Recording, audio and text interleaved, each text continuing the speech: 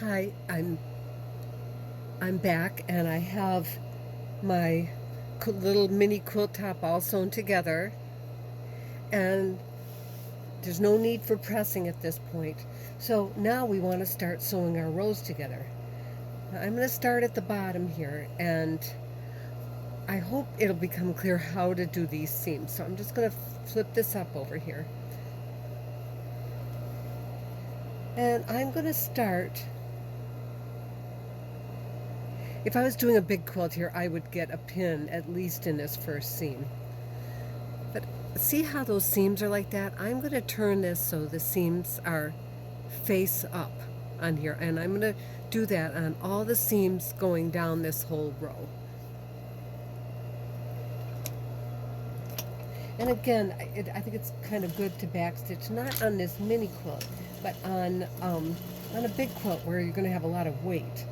All right, so as I sew down now with my machines holding on for me, I'm going to go down and make sure that seam is the same all the way down here. So I have the top seam facing up and underneath facing down.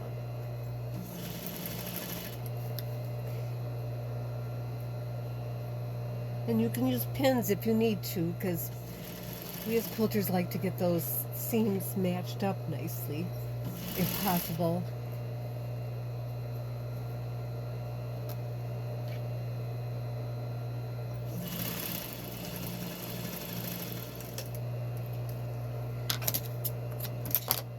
Now on this next row, I like to sew with the stuff I've already done facing that way, because now with that first column facing up and the second one down, now on the next one, because that's facing down, we want to avoid twisting that seam up like that. So on this one, I can see that this one should be down and the one underneath should be up. And again, you could stick a pin in there if you need some help.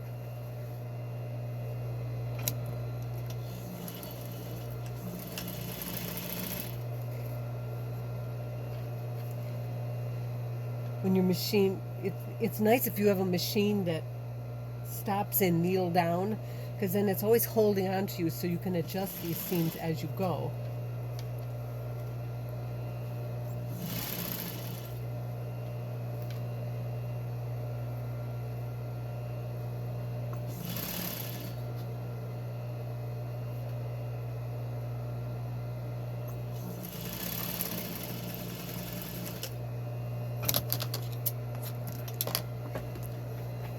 And again, then for the next row, see how these are all down, these are all up, these are all up. And as I keep going across, these ones will be all down. So when you go to press this later on, it's pretty easy to take your iron and run it up and run it down to get these seams all nice and flat.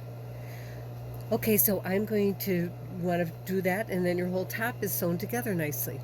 And I'm going to do a part 3 to this video, because there's another wonderful thing about this technique that I want to share with you for when you're using this diagonal piecing strategy. Okay, I'll be back shortly.